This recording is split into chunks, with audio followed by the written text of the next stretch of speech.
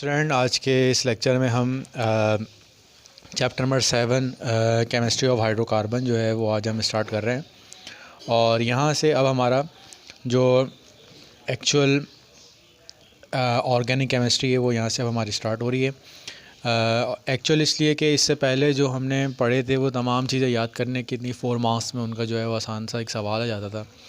अब इसके अंदर जो है वो आपकी लॉजिकल चीज़ें, इक्वेशन को कंप्लीट करने वाली चीज़ें यहाँ से जो है वो हमारी अब स्टार्ट होती हैं। अब हम इसको जो है वो स्टार्ट करते हैं। सबसे पहले देखें हाइड्रोकार्बन। अब देखें ये जितनी भी चीज़ें हम अभी पढ़ रहेंगे ना, ये हम तकरीबन जो है वो प्रीवियस लेक्चर्स में हम जो है वो इनको हम डिस्कस कर चुके हैं। तो इनको मैं सरसरी तौर पर जो है वो पढ़ाता हुआ चला जाऊँगा, डिटेल में हम इसके नहीं जाएंगे। सबसे पहले देखें हाइड्रोकार्बन क्या होता है। हाइड्रोकार्बन के बारे में पता है, हाइड्रोकार्बन जो है वो कंपाउंड होते हैं जिनके अंदर कार्बन और हाइड्रोजन जो होता है वो आपके पास क्या होता है, मौजूद होता है।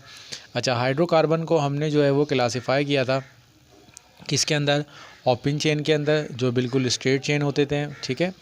और दूसरे जो हमने क्लासीफाई किया था उसको हमने कहा था क्लोज चेन, जो आपके पास जो होते हैं वो जिनकी कार्बन का पहला और आखिरी कार्बन जो होता है वो आपस में अटैच हुआ होता है, रिंग की फॉर्म में हम कहते हैं, इनको हम साइक्लिक भी कहते हैं, ठीक है। अच्छा, अब जो हमारे पास क्लोज चेन थे, क्लोज चेन में फिर हमने जो है वो 2 पढ़े थे। एक हमारे पास जो था वो एरोमेटिक था। एरोमेटिक कंपाउंड मैंने आपको बता दिया था क्या होते हैं, जिसके अंदर ऑल्टरनेट डबल बॉन्ड्स आपके पास क्या मौजूद हो। और दूसरा एलिसाइक्लिक। एलिसाइक्लिक अब एलिसाइक्लिक वो कंपाउंड होते हैं जिनके जो रिंग में तो होते हैं लेकिन उनके अंदर जो है एरोमेटिकसिटी जो है वो मौजूद नहीं होती, ठीक है।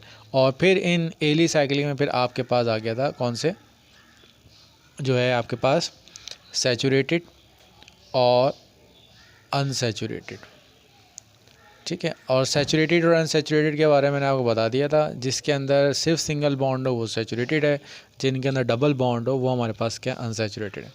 अब इसी तरह से हमारे पास ओपन चेन थे। ओपन चेन में हमने देख लिया था कि हमारे पास इसमें सैचुरेटेड थे। सैचुरेटेड का मतलब मैंने आपको बताया था, जिनके अंदर सिर्फ सिंगल बॉन्ड एग्जिस्ट करती हो उनको हम सैचुरेटेड कहते हैं, और जिनके अंदर डबल बॉन्ड या ट्रिपल बॉन्ड एग्जिस्ट करती हो तो हम उनको क्या करते हैं, अनसैचुरेटेड हम उनको कहते हैं। सैचुरेटेड में आमतौर पर अल्केन्स आ जाते हैं। अल्केन्स को मैंने आपको बहुत डिटेल में पढ़ा दिया है, ठीक है, जिनके अंदर सिंगल बॉन्ड होती है कार्बन की। अनसैचुरेटेड आपके पास 2 होते हैं, एक आपके पास जिसके अंदर आपके पास डबल बॉन्ड हो अल्कीन्स, और जिसमें आपके पास क्या हो, ट्रिपल बॉन्ड हो। तो ये हमारे पास अल्कीन है और ये हमारे पास जो है वो अल्काइंस है, ठीक है। तो स्टूडेंट यहाँ तक हमने जो है वो पढ़ लिया था। अब स्टूडेंट अब हम जो इस चैप्टर में पढ़ने के लिए जाएंगे वो हम हर जो हाइड्रोकार्बन है अल्केन, अल्केन के 2 कंपाउंड्स के बारे में पढ़ेंगे, उनकी प्रिपरेशन पढ़ेंगे, उनकी केमिकल प्रॉपर्टीज़ पढ़ेंगे, और उनसे जो सवाल बनेगा उनको जो है वो हम क्या करेंगे, डिस्कस करेंगे, ठीक है।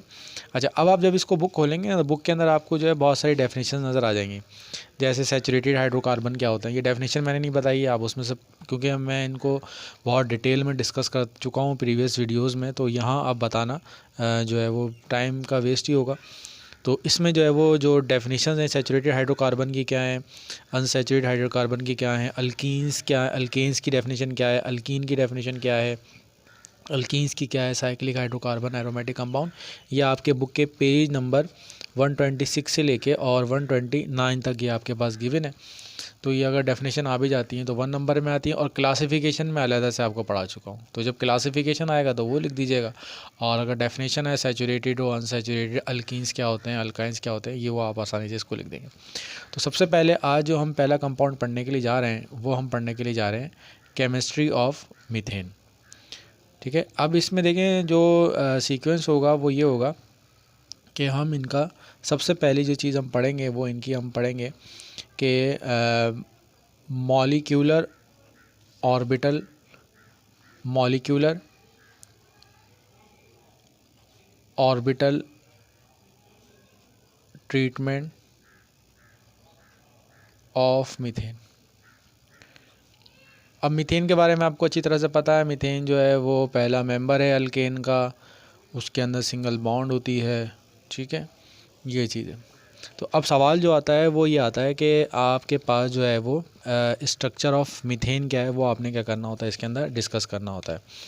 तो सबसे पहली चीज़ याद रखें कि मॉलिक्यूलर ट्रीटमेंट, मॉलिक्यूलर ऑर्बिटल एक चीज़ है गई इसके अंदर, मॉलिक्यूलर ऑर्बिटल ट्रीटमेंट। जब भी मॉलिक्यूलर ऑर्बिटल ट्रीटमेंट का मतलब है, इसका मतलब ये है कि आपने जो है वो इसके अंदर हाइब्रिडाइजेशन को क्या करना है, डिस्कस करना है। अब सबसे पहली चीज़ याद रखें कि हाइब्रिडाइजेशन की एक थोड़ी सी लुक ले लेते हैं। क्या है हाइब्रिडाइजेशन? 3 किस्म की थी। एक आपके पास sp3 हाइब्रिडाइजेशन थी, एक आपके पास sp2 हाइब्रिडाइजेशन थी, और एक जो थी वो हमारी sp हाइब्रिडाइजेशन थी। sp3 हाइब्रिडाइजेशन हमेशा याद रखें, जब कभी सिंगल बॉन्ड होगी, सिंगल बॉन्ड होगी तो उसमें आपके पास जो होगी वो sp3 हाइब्रिडाइजेशन होगी। sp2 हाइब्रिडाइजेशन जब आपके पास डबल बॉन्ड होगी तो sp2 हाइब्रिडाइजेशन होगी, और जब आपके पास सिंगल बॉन्ड होगी तो sp हाइब्रिडाइजेशन होगी। अब ये फर्स्ट ईयर में हमने इस जो है वो टॉपिक को डिटेल में पढ़ लिया था। तो अब सिर्फ आपने जो चीज़ जहन में रखनी है वो ये रखनी है कि हाइब्रिडाइजेशन 3 किस्म की हैं। हम 3 कंपाउंड पढ़ने वाले हैं, अल्केन, अल्कीन, अल्काइन। अल्केन में जो है वो sp3 होगी, अल्केन में जो है वो अल्कीन में sp2 होगी, और जो हमारे पास अल्काइन है उसके अंदर जो हाइब्रिडाइजेशन होगी वो क्या होगी, sp होगी। अच्छा, हाइब्रिडाइजेशन को भी देख लेते हैं। सबसे पहले देख लेते हैं कि हमारे पास जो मीथेन के अंदर कार्बन है, इसमें क्योंकि कार्बन एलिमेंट, तो कार्बन की आपको पता है इलेक्ट्रॉनिक कॉन्फिगरेशन 1s2, 2s2 और 2p2 होती है। ठीक है, ये आपके पास जो है वो इलेक्ट्रॉनिक कॉन्फ़िगरेशन है। अब इसकी हम बॉक्स डायग्राम बना के देख लेते हैं। तो बॉक्स डायग्राम जब हम बनाते हैं तो बॉक्स डायग्राम में आपको नज़र आता है कि ये आपके पास जो है वो ये इसकी इलेक्ट्रॉनिक कॉन्फ़िगरेशन है। अब यहाँ जो सबसे अहम चीज़ है वो ये है कि ये फर्स्ट ईयर में आपने पढ़ा था कि जो बॉन्ड में हिस्सा लेते हैं वो अनपेयर्ड इलेक्ट्रॉन हिस्सा लेते हैं। अब यहाँ तो सिर्फ 2 अनपेयर्ड इलेक्ट्रॉन है। इसका मतलब ये है कि कार्बन जो बॉन्ड्स बनाएगा वो सिर्फ 2 बॉन्ड बना सकता है। ठीक है, लेकिन रियलिटी में कार्बन जो है वो 4 बॉन्ड बनाता हुआ नजर आता है। तो इसका मतलब क्या है, इसको हम कहते हैं कि ये हमारे पास जो है वो ग्राउंड स्टेट है। ठीक है, इसमें क्या है, हमारे पास ग्राउंड स्टेट है। और एक्साइटेड स्टेट में क्या होता है कि ये एक इलेक्ट्रॉन जो है वो आपका जंप करके चला जाता है किसके अंदर, p3 में। तो ये हमारे पास बन जाता है sp, 1 s और 3 p। ठीक है, तो हम इसको कहते हैं एक्साइटेड स्टेट।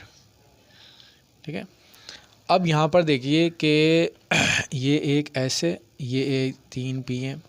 अब इनकी मैंने फर्स्ट ईयर में आपको एक एनालॉजी मैंने बताई थी, और ये इसकी ये यूट्यूब पे वीडियो भी मौजूद है जिसमें मैं आपको बताया था कि हाइब्रिडाइजेशन बुनियादी तौर पर होती क्या है।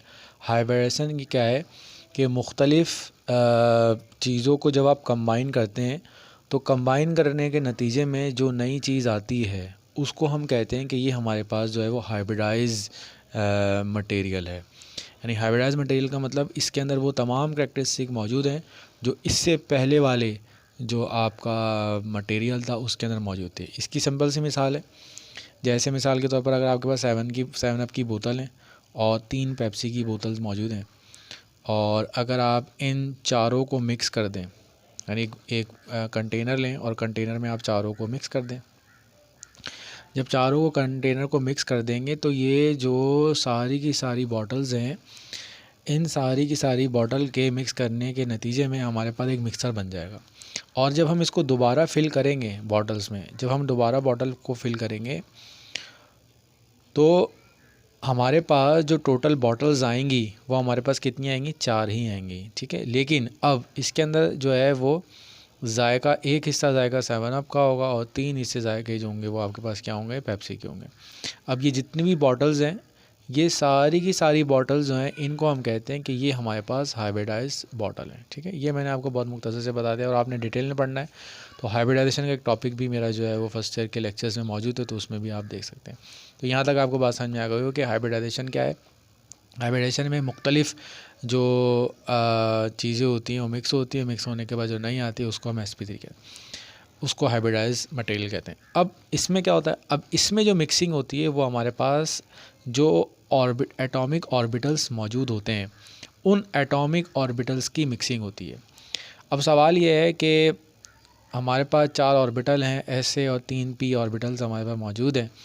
तो अब कितने ऑर्बिटल्स जो हैं वो कंबाइन होंगे, ठीक है। अब देखें 4 बॉटल्स थी, तो ऐसा भी तो हो सकता कि मैं जो है वो 2 पेप्सी ले लेता और एक 7 अप ले लेता, इसको मिक्स ना करता। और ऐसा भी हो सकता था कि भाई मैं एक ये ले लेता, एस और पी ले लेता, बाकी 2 नहीं लेता। तो ये जो मिक्सिंग है वो डिपेंड करती है कि आपके पास जो है वो बॉन्ड कौन सी है। अगर सिंगल बॉन्ड है तो सिंगल बॉन्ड का मतलब ये है कि हमारे पास जो मिक्सिंग होगी वो सारे के सारे एक एस और 3 पी ऑर्बिटल्स होंगे वो आपके पास कंबाइन होंगे, ठीक है। तो सबसे पहले चीज़ याद रखें कि हमारे पास ये जो CH4 मॉलिक्यूल है, CH4 जो है ये आपके पास sp3 हाइब्रिडाइज है। sp3 हाइब्रिडाइज क्या है, हमारे पास एक एस है, ठीक है, ये ऊपर हमें नज़र आ रहा था, एक एस है और 3 पी है, एक ये px है, ये हमारे पास जो है वो py है और ये हमारे पास जो है ये pz है, ठीक है। ये हमारे पास 4 ऑर्बिटल हैं। अब देखें जब ये चारों मिक्स होंगे तो चारों के मिक्स होने के ऊपर हमारे पास नए ऑर्बिटल्स आएंगे। जैसे हमने 4 बॉटल्स को मिक्स किया था, 7 और पेप्सी की बॉटल्स को मिक्स किया तो 4 बॉटल्स आई थी। इसी तरह से इन 4 को मिक्स करने पर भी हमारे पास 4 ऑर्बिटल्स आएंगे, ठीक है। ये हमारे पास ये 4 ऑर्बिटल्स होंगे और ये जो ऑर्बिटल्स हमारे पास मौजूद होंगे इन ऑर्बिटल्स को हम कहेंगे कि ये हमारे पास sp3 हाइब्रिडाइज ऑर्बिटल हैं। ये भी sp3 है, ये भी sp3 है और ये भी sp3 है, ठीक है। तो रूल क्या है, जितने ऑर्बिटल्स आपने मिक्स किए हैं उतने ही नए हाइब्रिडाइज ऑर्बिटल्स आपके पास क्या होंगे, मिलेंगे, ठीक है। पहली चीज़ तो ये हो गई। तो पहली चीज़ आपके जहन में समझ में आ गई कि इसके अंदर जो हाइब्रिडाइजेशन है वो sp3 है। अब देखें ये 4 ऑर्बिटल्स हैं, ठीक है। अब 4 ऑर्बिटल्स जो हैं वो इन 4 ऑर्बिटल्स की अब आपने ज्योमेट्री देखनी है कि ये अरेंज किस तरह है। तो याद रखें ये जो कार्बन की जो ज्योमेट्री है आपके पास, ये अरेंज टेट्राहेड्रली होते हैं। टेट्राहेड्रल मतलब ये पहला ऑर्बिटल, ठीक है, ये दूसरा ऑर्बिटल, ये तीसरा ऑर्बिटल और ये चौथा ऑर्बिटल, ठीक है।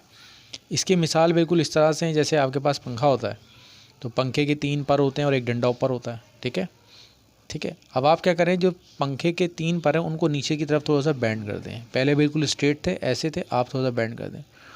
अब ये जो शेप बनेगी, ये जो शेप है, इस शेप को हम कहते हैं कि ये टेट्राहेड्रल शेप है, ठीक है।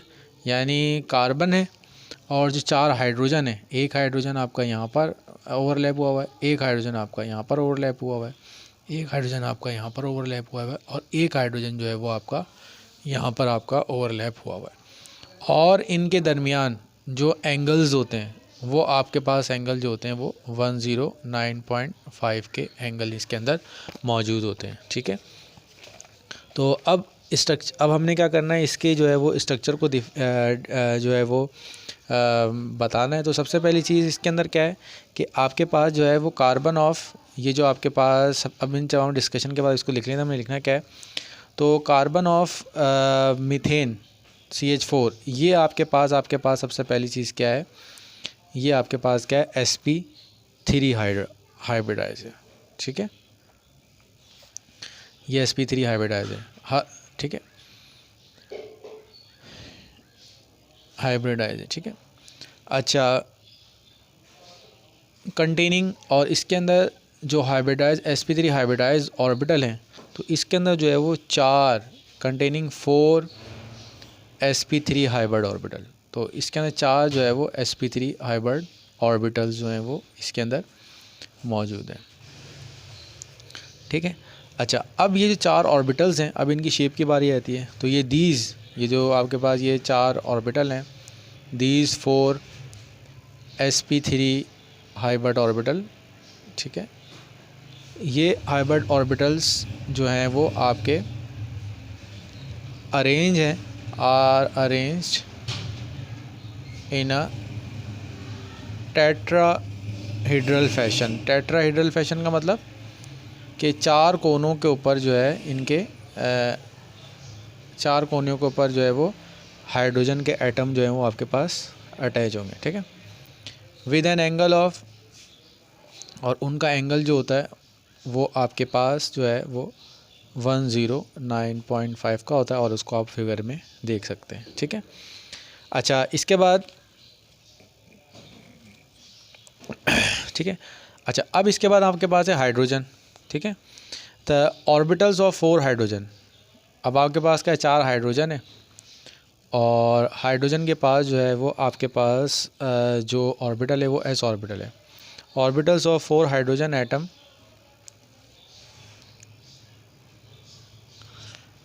To form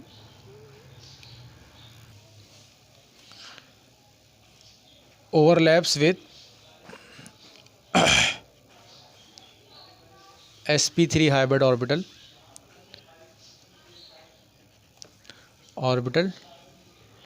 to form sigma bond. अच्छा, अब सिग्मा बॉन्ड के बारे में पता है कि इसके अंदर जो है वो हेड टू हेड ओवरलैपिंग होती है और इसको आप देख भी सकते हैं। अब देखें ये हमारे पास हाइड्रोजन है 4, ठीक है, 1 2 3 4, 1s ऑर्बिटल है, इसका भी हेड है और इसका भी हेड है, दोनों आपस में हेड टू हेड ओवरलैपिंग है। तो ये आपके पास जो है वो सिग्मा बॉन्ड जो है वो आपको इसके अंदर बनाते हुए नज़र आ रहे हैं, ठीक है। अब स्टूडेंट इसके बाद जो है वो इसका ये सवाल जो आता है वो मैंने आपको बता दिया कि discuss the molecular orbital treatment of alkane. तो ये सवाल आएगा तो आपने इसके अंदर जो है वो लिख देना। अब सबसे अहम चीज़ जो हम पढ़ने के लिए जा रहे हैं वो हम पढ़ने के लिए जा रहे हैं प्रिपरेशन ऑफ मीथेन। अब आप जो है वो मीथेन को CH4 की जो प्रिपरेशन है वो आप किस तरह से कर सकते हैं। अब यहाँ से इसको आपने बहुत गौर से समझना है ताकि ये जितने भी आपके जो प्रिपरेशन हैं वो एक एक करके आपके जहन में जो है वो बैठते रहें, ठीक है। सबसे पहले देखें, पहले जो आपके पास है फ्रॉम सोडियम एसीटेट। अब देखें इसके अंदर जो आपको जो है वो ये नाम आपको जो है वो इसी तरह से याद होना चाहिए, ठीक है। तो जब आपको ये नाम याद होंगे तो आप आसानी से क्या कर सकते हैं, अपनी प्रिपरेशन को लिख सकते हैं, ठीक है। अब यहाँ पर देखिए सबसे पहली चीज़ देखें कि मैं आपको इसमें इसका जो फॉर्मूला है वो आपको लिख के बताता हूँ कि ये बना सोडियम एसिडेट बनता कैसे, ताकि ये हमेशा आपके जहन में जो है वो ये हमेशा के लिए बैठ गया। सबसे पहले देखें कि हमारे पास जो है वो ये फंक्शनल ग्रुप आप पढ़ चुके हैं CH3 COOOH, इसलिए मैंने आपको पहले फंक्शनल ग्रुप, ये हमारा कहलाता है एसिड, कहलाता है एसिडिक फंक्शनल ग्रुप है, ठीक है। ये जब इसको हम कहते हैं एसिटिक एसिड, एसिड होता है तो इसका नाम है, याद कर लें, 2 कार्बन एसिटिक एसिड होता है इसका नाम, ठीक है। अच्छा, अब आपको पता है कि जब भी कोई एसिड किसी बेस के साथ रिएक्ट करता है तो क्या होता है कि इसका H और इसका OH ये मिलके बना लेते हैं वाटर, ठीक है। और बाकी सोडियम होता है यहाँ पर आके इसका ये बना लेता है सॉल्ट। तो इसको जो हम कहते हैं वो क्या कहते हैं, अब इसका नाम बन जाता है सोडियम, क्या बन जाता है, सोडियम एसीटेट। तो अब आपका नाम याद हो गया को क्या होगा कि एसिटिक एसिड था, बेस के साथ इसने रिएक्ट किया तो ये हमारा क्या बन गया, सोडियम एसीटेट बन गया, ठीक है। तो जो सबसे पहली प्रिपरेशन है वो इसकी ये है कि आप जो है वो सोडियम एसीटेट के साथ से आप मीथेन को प्रिपेयर कर सकते हैं। तो सबसे पहले आपने इसको लिख लिया CH3COO और N, ये सोडियम एसीटेट। सबसे पहले आपने फार्मूला इसके याद कर लिया, ठीक है। इसके बाद हम जो है इसको हीट करते हैं किसके साथ, सोडा लाइम के साथ, ठीक है। अब सोडा लाइम क्या होता है, सोडा लाइम जो होता है वो आपका बुनियादी तौर पर सोडियम हाइड्रोक्साइड और कैल्शियम हाइड्रोक्साइड का मिक्सर होता है, ठीक है। और यहाँ ऊपर इसका कैल्शियम हाइड्रोक्साइड ऊपर मौजूद है, ठीक है। इसको हम कहते हैं सोडा लाइम, ठीक है। अच्छा, अब होता ये है कि जब आप इसको रिएक्ट करवाते हैं तो होता ये है कि सबसे पहली चीज़ याद रखें कि अब आपने इसके हिस्से याद रखने क्या क्या, देखें ये हिस्सा, ये और ये 3 हिस्से हैं, ये जो हिस्सा नज़र आ रहा है, ठीक है, ये मिलके आपका Na2CO3 बना लेता है, Na2CO3 बना लेते हैं। और बाकी जो हाइड्रोजन बचता है इसके साथ, ठीक है, तो ये मिलके जो है वो आपका क्या बनाता है, CH4 बना लेता है। तो इसके ज़रिए आप क्या कर सकते हैं, मीथेन को प्रिपेयर कर सकते हैं, ठीक है। अब जब आप 5 ईयर में जाएंगे, 10 ईयर में जाएंगे तो उसमें जो है मुख्तलिफ इसकी, पहला सवाल तो ये होगा कि 2 हिस्से आपको दे दिए जाएंगे और कंप्लीट करने के लिए दिया जाएगा। और सवाल इसका जो बन सकता है वो बन सकता है प्रिपेयर, अब इसका सवाल सुन लीजिए, प्रिपेयर मीथेन, ये आपका मीथेन आप बना चुके हैं, prepare methane by sodium acid. ये सवाल आपको अक्सर जो होगा वो नज़र आएगा, और इसी तरह से अब इसकी प्रिपरेशन आती है। तो स्टूडेंट ये सवाल बहुत आसान सा है, ठीक है। मीथेन बनाना है सोडियम एसीटेट से, फ़ौरन जहन में लिया सोडियम एसीटेट क्या था, ठीक है। और सोडियम एसीटेट को आपने लाइम कैल्शियम इसको जो है आपने सोडा लाइम के साथ रिएक्ट करवा लिया, ठीक है। तो ये तरीका था जिसके ज़रिए आप जो है वो इसको प्रिपेयर कर सकते हैं। अच्छा, अब इसकी वर्डिंग भी जो है वो आपके नोट्स में जो होगी वो लिखी हुई होगी, बुक में जो है वो लिखी होगी, ये लिखी हुई है पेज नंबर 130 के ऊपर। तो आमतौर पर कोई ऐसा सवाल आता नहीं है कि जिसमें आपको वर्डिंग वगैरह बोली जाए। तो मेन फोकस इनका अब जो है वो किसके ऊपर है, इन इक्वेशंस के ऊपर है। तो आप भी ने जो फोकस रखना है वो इन इक्वेशन पे फोकस रखना है, वर्डिंग को याद करने में टाइम ज़ाया नहीं करना, क्योंकि जो है वो वर्डिंग जो है वो आप याद करेंगे तो आपको ज़्यादा टाइम कंज्यूम होगा। तो अगर वर्डिंग लिखनी भी है तो वही होगा, क्या होगा, ये एनहाइड्राइड सोडियम हीट होता है, इसको हम हीट करते हैं किसके साथ, सोडियम लाइम के साथ, तो ये आपका जो है वो मीथेन बना देता है, ठीक है। अच्छा, इसके बाद आपके पास जो सेकंड मेथड है वो आपके पास है by reduction of methyl iodide. Methyl iodide. अब इसमें सबसे पहली चीज़ तो ये वो जो मैंने आपको बताई कि ये जो हेडिंग लिखी हुई है, इस हेडिंग के जो भी आपके पास कंपाउंड्स हैं उन कंपाउंड्स के आपको नाम पता होना चाहिए और आप फिर आसानी से इसको लिख सकते हैं। पहली चीज़ तो याद रखें कि जब हम रिडक्शन की बात कर रहे हैं तो रिडक्शन मीन कि यहाँ पर there is addition of hydrogen. Hydrogen यहाँ पर क्या हो रहा है, आपका ऐड हो रहा है, ठीक है।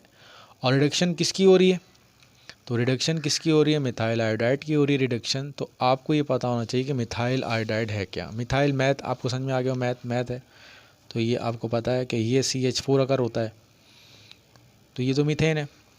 अब मिथाइल कब बनता है, जब एक हाइड्रोजन आपका निकल जाता है, तो ये बन गया आपका मिथाइल बन गया। और इसके बराबर में आयोडाइड है। तो अब देखें ये बिल्कुल आसानी से आपको ये फार्मूले जो है वो नाम हो गया मिथाइल आयोडाइड का। क्या है कि एक कार्बन है और अल्केन में से एक हाइड्रोजन निकलेगा तो वो जो है मिथाइल बना लेगा। तो ये आपके पास है मिथाइल आयोडाइड, ये आ गया मिथाइल आयोडाइड, ठीक है। अब देखें इसकी रिडक्शन करवानी है, रिडक्शन करवाने के लिए आपको कोई ना कोई केमिकल रिएजेंट तो चाहिए होगा। तो इसमें आमतौर पर याद रखें जो रिएजेंट हम यूज़ करते हैं वो जिंक और HCl यूज़ करते हैं। अब जिंक और HCl जैसे यूज़ करते हैं तो जिंक इसके साथ रिएक्ट कर क्या बना लेता है, जिंक क्लोराइड बना लेता है। और इसके अंदर जो ड्यूरिंग द केमिकल रिएक्शन जो है वो आपकी नेस्केंड हाइड्रोजन जो होती है वो इसमें से निकलती है, ठीक है। नेस्केंड हाइड्रोजन इसमें से निकलती है, इसको मैंने बैलेंस कर लिया।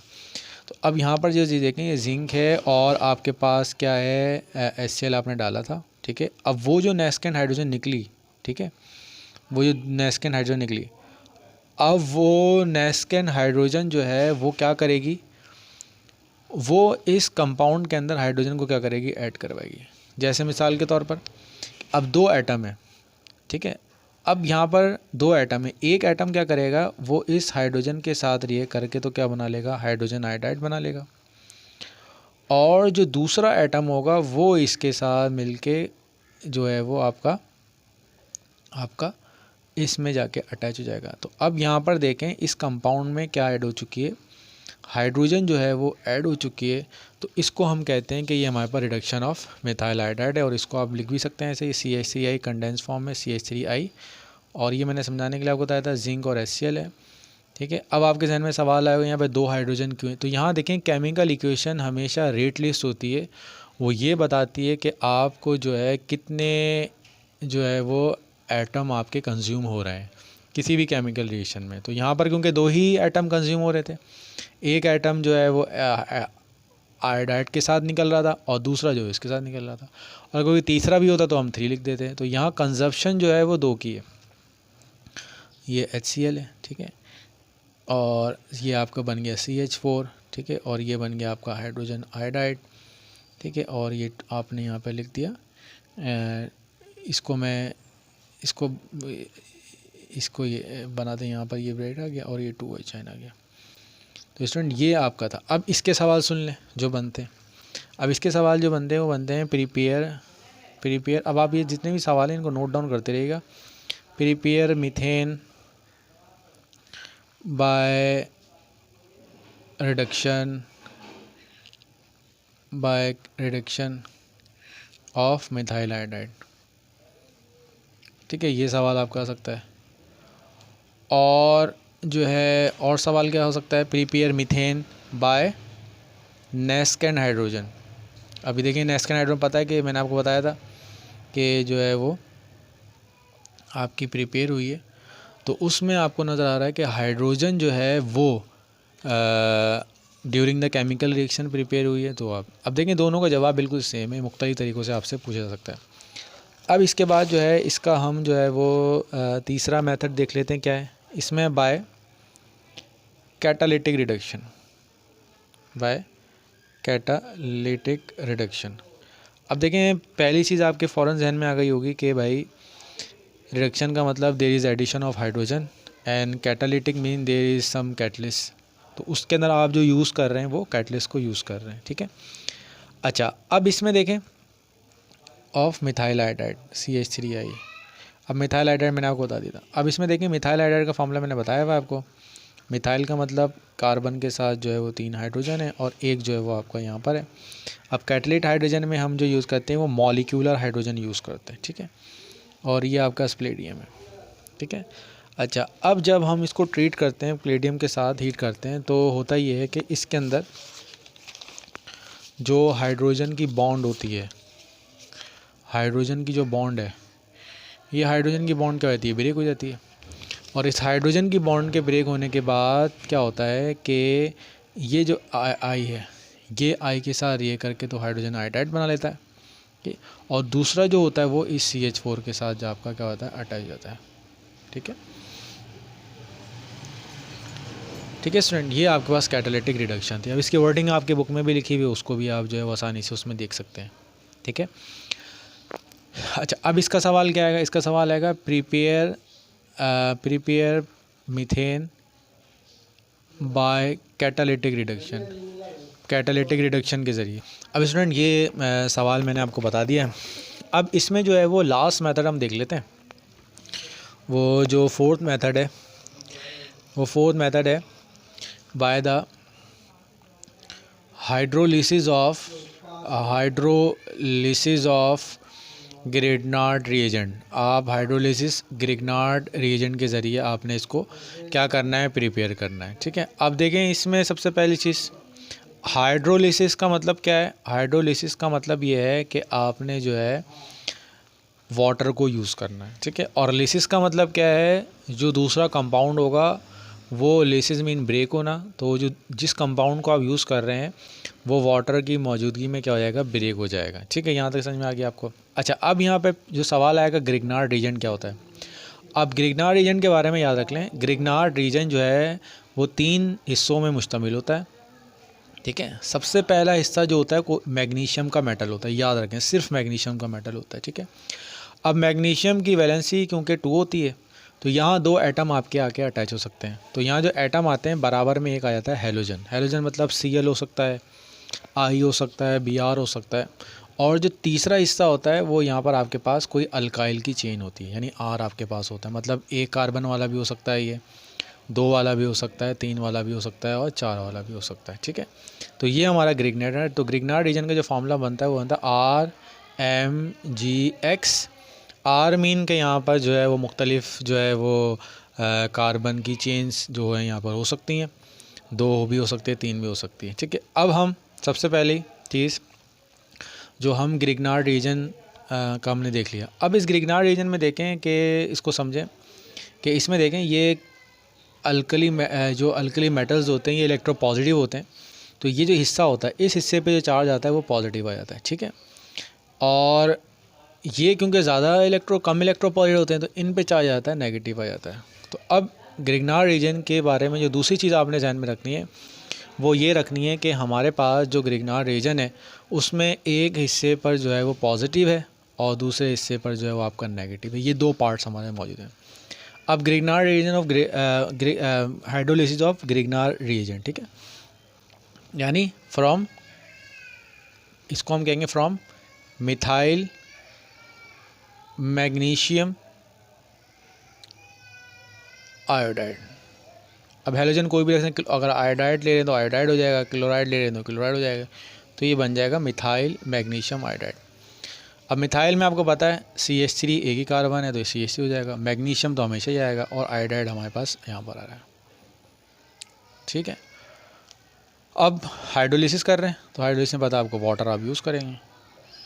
अब वाटर में आपको पता है ये ऑक्सीजन इलेक्ट्रोनेगेटिव होता है, इस पर नेगेटिव होता है, इस पर नेगेटिव। ये चार्जेस आपने याद रखने, ये चार्जेस आपको हेल्प करेंगे कि आपकी प्रोडक्ट क्या आ रही है। ठीक है, अब ये नेगेटिव और पॉजिटिव है तो ये दोनों कंबाइन होकर आपका बना लेंगे CH4। ठीक है, और इसी तरह से ये जो हिस्सा है ये आपका MgI और ये OH, तो ये आपका तरीका है जिसके ज़रिए आप मीथेन को क्या कर सकते हैं, प्रिपेयर कर सकते हैं। अब इसका जो सवाल बनेगा वो बनेगा prepare methane bye hydrolysis of Grignard reagent और जो है वो मिथाइल मैग्नीशियम आयोडाइड। तो इस तरह करके इसके जो होंगे वो सवाल जो होंगे वो होंगे आपके बनेंगे। तो स्टूडेंट यहाँ तक जो है वो मैंने आज बहुत ही बेसिक चीज़ आपको बताई है। इसमें इक्वेशन कंप्लीट होने के लिए भी आ सकते हैं। ठीक है, तो ये 4 जो मेथड हैं आपके पास, ये आपको सबसे पहले जहन में होना चाहिए। पहला मेथड मीथेन को प्रिपेयर करने का क्या है, अब आप बगैर देखे जो है उसको लिखते रहिए।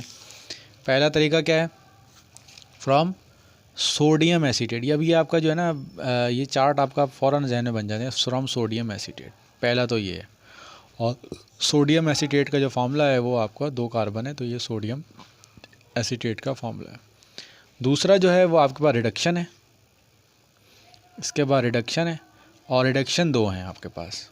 ठीक है, एक आपकी कैटालिटिक है, ठीक है, कैटालिटिक रिएक्शन, और दूसरी जो है वो आपके पास नेस्केन हाइड्रोजन के ज़रिए। दोनों सेम है। ठीक है, बनाने के तरीके, हाइड्रोजन का मैकेनिज्म बिल्कुल सेम। तो ये दूसरा मैटर हो गया। और तीसरा जो है वो आपके पास क्या है, ग्रिग्नार्ड रिएजेंट का है। ठीक है, और ग्रिग्नार्ड रिएजेंट में आपको पता है कि आपके पास जो है वो क्या होता है, RMgX। ठीक है, और इसकी क्या होती है, हाइड्रोलिसिस। मीन के जब आपको डालते हैं तो ये आपका पानी की मौजूदगी में ब्रेक हो जाता है, लिसिस मीन ब्रेक हो जाता है। तो सर यहाँ तक था, उम्मीद है कि ये लेक्चर आज आपका समझ में आ गया होगा। और इसी तरह से अब हमारी जो है वो सवाल इसके बनेंगे, लॉजिकल सवाल बनेंगे और हैं बिल्कुल आसान। पहले दिन से ही अपने दिमाग को इस बात पर ट्रेन कर लें कि जो भी मेथड्स आ रहे हैं उन मेथड की हेडिंग्स आपने फ़ौरन जहन में याद रख लेनी है कि ये हमारे जो है वो 4 तरीके हैं, और इन चारों तरीक़ों के ज़रिए जो है वो आपको हम इनको तरीके, तो इसमें कुछ चीज़ें याद करने की भी हैं कि मेथड तो जाहिर बात है आप याद करेंगे 4 तरीके, और जो दूसरी चीज़ है इक्वेशन को कंप्लीट करने की, उसका तरीका मैंने आपको बता दिया है। केमिकल नेम मैंने आपको लिख के बता दिया है, और किस तरह से कौन सा एटम कहाँ पर ब्रेक होगा। तो ये चीज़ें आपने जो है वो लिखने लिए 2-3 दफ़ा प्रैक्टिस करेंगे तो ये आपके जहन में बैठ जाएगी। तो इंशाल्लाह नेक्स्ट क्लास में हम जो है वो इससे आगे वाली केमिकल प्रॉपर्टीज़ को हम पढ़ेंगे।